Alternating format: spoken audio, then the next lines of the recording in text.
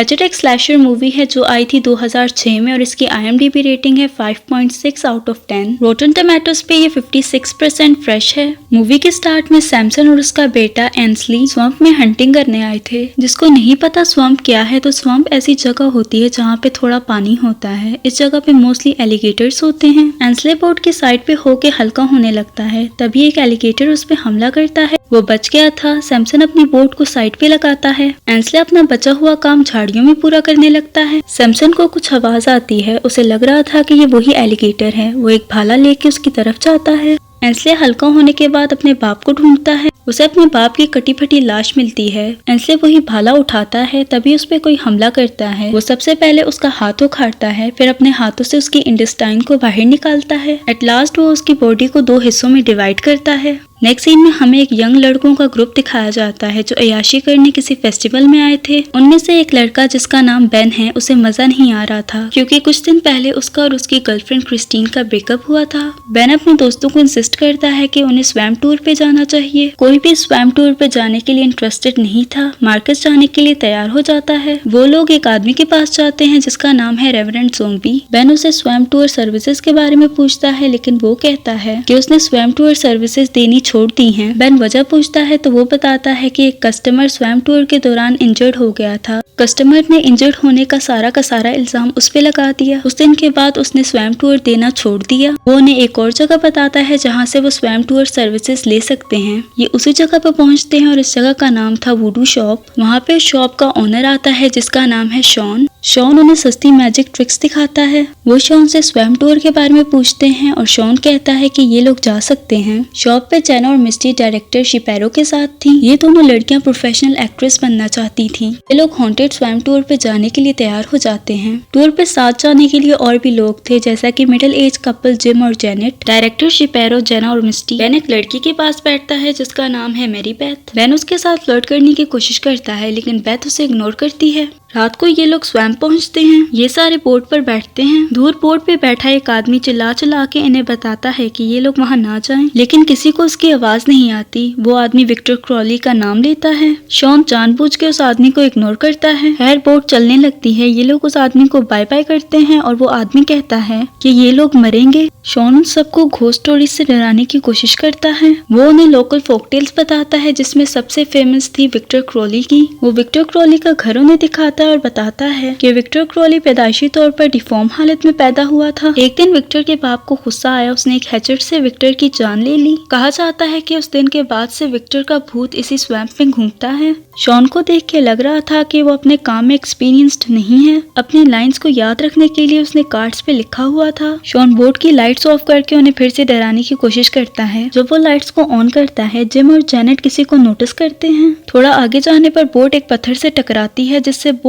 डूबने लगती है। वहाँ बारिश भी होने लगती है। मिस्टी अपने फोन से पुलिस को कॉल करने का ट्राई करती है, लेकिन वहाँ पे नेटवर्क भी नहीं आ रहा था। इन्हें ना चाहते हुए भी बोट से उतरना पड़ता है। सबसे पहले अंकल जिम उतरने का ट्राई करते हैं। वो फिसलते हैं, तभी एक एलिगेटर उनकी टांग पे हमला करता है। वो उनकी टांग को जख्मी कर देता है। बेथ अपनी गन से एलिगेटर को शूट करती है। अंकल जिम बच जाते हैं। सारे बोट पर से उतरते हैं। डायरेक्टर शपीरो पानी में गिर जाते हैं। एलिगेटर उन पे हमला करने आते हैं, लेकिन वो सही टाइम पे पानी से बाहर आ जाते हैं। अंकल जिम का पैर काफी जख्मी था। सारे पैनिक करने लगते हैं। सबको ये जानना था कि बेथ के पास गन क्यों है। बेथ अपने डिफेंस में कहती है कि ये जगह सेफ नहीं है। वो अपने बाप और भाई यानी सैमसन और एंसले को ढूंढने आई थी, जो कुछ दिन पहले यहाँ पे एलिगेटर्स की हंटिंग करने आए थे। बेन उससे पूछता है कि ये जगह सेफ क्यों नहीं है। बेथ उन्हें बताती है कि ये जगह विक्टर क्रॉली की है। वो बताती है कि विक्टर क्रॉली डिफॉर्म हालत में पैदा हुआ था। विक्टर के बाप ने उसे दुनिया से दूर इसी स्वैम्प में रखा था। विक्टर का बाप विक्टर का काफी ख्याल रखा करता था। बच्चे विक्टर को तंग करते और उसकी शक्ल का मजाक उड़ाते। काफी सालों बाद हैलोवीन नाइट पे कुछ टीनेजर्स विक्टर को डरा रहे थे कुछ पटाखे फेंककर। पटाखों की वजह से घर में आग लग जाती है। विक्टर जो अब बड़ा हो गया था वो घर में फंस जाता है। तभी विक्टर का बाप आता है। वो उसे बाहर निकालने की कोशिश करता है, लेकिन दरवाजा स्टक हो चुका था। विक्टर का बाप एक हैचेट से दरवाजे को तोड़ने की कोशिश करता है, लेकिन उसे ये नहीं पता था कि विक्टर दरवाजे के पास खड़ा है। दरवाजा टूटते ही हैचेट विक्टर के सर में लगता है। विक्टर मर गया था। इस इंसिडेंट के बाद विक्टर का बाप इसी घर में विक्टर का सोग मनाता रहा। काफी सालों बाद विक्टर का बाप भी मर गया। इस सब के बाद कोई भी यहाँ आता तो वो गायब हो जाता। सबको लगा कि विक्टर का भूत इस सब के पीछे है। बेथ को भी यही लगता था। यहाँ पे आना किसी को अलाउ नहीं था और ये बात शॉन जानता था। शॉन कहता है कि वो विक्टर के घर को काफी पीछे छोड़ आए हैं, इसलिए किसी को डरने की जरूरत नहीं। लेकिन बेथ कहती है कि विक्टर का घर वो नहीं बल्कि ये है। वो लोग विक्टर के घर के बिल्कुल सामने खड़े थे। आंटी जेनेट कहती है कि वो अपनी कहानियां अपने पास रखे। एनीवे ये लोग डिसाइड करते हैं कि ये लोग विक्टर के घर जाएंगे क्योंकि वहाँ और कोई शेल्टर नहीं था। मार्कस और शॉन अंकल जिम को सहारा देते हैं। ये लोग उस घर की तरफ बढ़ते हैं जहाँ उन्हें नहीं जाना चाहिए। रास्ते में इन्हें कुछ आवाज सुनाई देती है। डर के मारे शॉन और मार्कस अंकल जिम को छोड़ देते हैं। आंटी जेनेट अपने हस्बैंड को सहारा देकर उस घर की तरफ बढ़ने लगती है। बेथ उन्हें रोकती है कि उन्हें उस घर में नहीं जाना चाहिए। बेन भी कहता है कि उन सबको एक साथ रहना चाहिए। तभी वहाँ पे हैचेट लेके आ जाता है विक्टर। सबसे पहले वो अंकल जिम को पकड़ता है। विक्टर हैचेट से उसके कंधे पे बार बार हिट करता है उस वक्त तक जब तक उसकी बॉडी 2 हिस्सों में डिवाइड नहीं होती।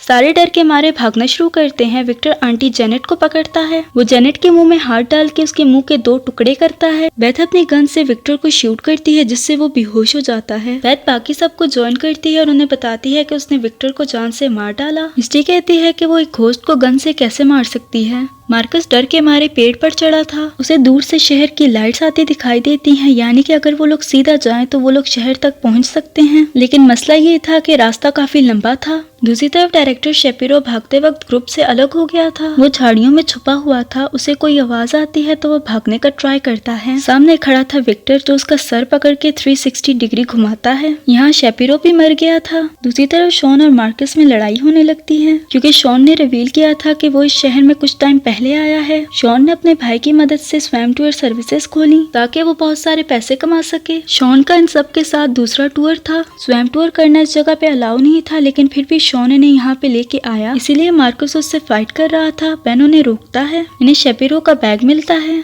बैग में उन्हें शेपिरो का ड्राइविंग लाइसेंस मिलता है जिसपे उसका नाम सैमुअल था। उसने जेना और मिस्टी से झूठ बोला था कि वो बड़ी प्रोडक्शन कंपनी का डायरेक्टर शेपिरो है। जेना रोने लगती है और मिस्टी रिवील करती है कि ऐसा धोखा उसे तीसरी दफा मिला है। थोड़ा आगे जाते ही इन्हें शेपिरो की डेड बॉडी मिलती है। मिस्टी को अपने सेलफोन की रिंग सुनाई देती है। उसके मोबाइल पे सिग्नल आ गए थे, लेकिन इनकी किस्मत खराब थी। सिग्नल फिर से चले जाते हैं। सिर्फ यही नहीं बल्कि ये घूम फिर के फिर से विक्टर के घर के सामने खड़े थे। बेथ के पास गोलियां कम थी, इसलिए डिफेंस के लिए उन्हें कुछ और चीज चाहिए थी। बेथ कहती है कि विक्टर के घर पे उन्हें कुछ चीज मिल सकती है। बेन और बेथ उसके घर की तरफ जाते हैं। घर की तलाशी लेते वक्त बेथ को सैमसन और एंसली की कटी फटी लाशें मिलती हैं। बाहर इन्हें झाड़ियों में कुछ आवाज आती है। जब मार्कस चेक करता है तो वो सिर्फ एक रकून था। तभी विक्टर पीछे से हमला करके जेना को पकड़ लेता है। वो जेना के मुंह पे मशीन मारता है जिससे उसका जबड़ा टूट जाता है। बेथ और बेन भी वहाँ आ गए थे। बेथ उस पे किसी चीज से हमला करती है जिससे वो थोड़ी देर के लिए रुक जाता है। शॉन वहाँ पे गिरा हुआ बेलचा उठाने की कोशिश करता है, लेकिन वो विक्टर उठा लेता है।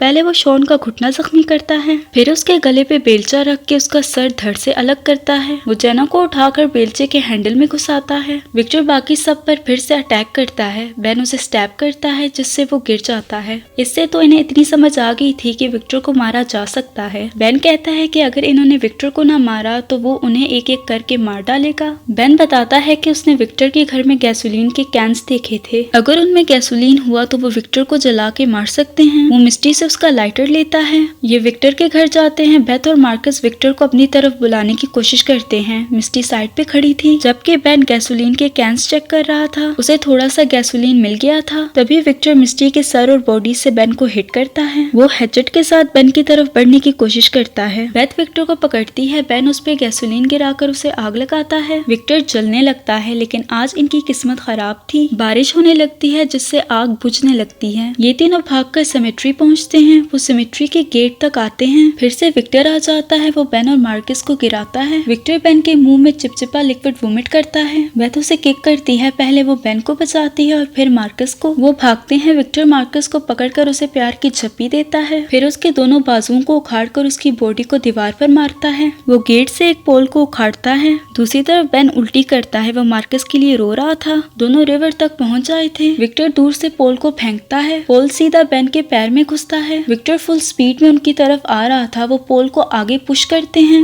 विक्टर खुद को रोक नहीं पाता, वो पोल में घुस जाता है। खून बेन के मुंह पे लगता है। उन्हें सैमसन की बोट मिलती है, दोनों बोट से वहाँ से जा रहे थे। इन्हें लग रहा था कि ये लोग बच गए। तभी अचानक विक्टर बेथ को पानी में ले जाता है। बेन उसे ढूंढ रहा था, पानी में बेथ का पैर फंस गया था। बेथ बेन का हाथ देखकर उसे पकड़कर ऊपर आती है। सरप्राइजिंगली वो बेन नहीं विक्टर था। उसने बेन का हाथ उखाड़ डाला था। बेथ की चीखों के साथ ये मूवी एंड हो जाती है। बेथ जिंदा बची या नहीं ये हमें हैचर 2 में पता चलेगा। होप कि आपको ये मूवी अच्छी लगी होगी। अगर किसी मूवी या ड्रामा की एक्सप्लेनेशन देखना चाहते हो तो कमेंट करके बता सकते हो। अगर मूवी अच्छी लगी है तो लाइक शेयर और सब्सक्राइब करते जाना। मिलते हैं अगली वीडियो में।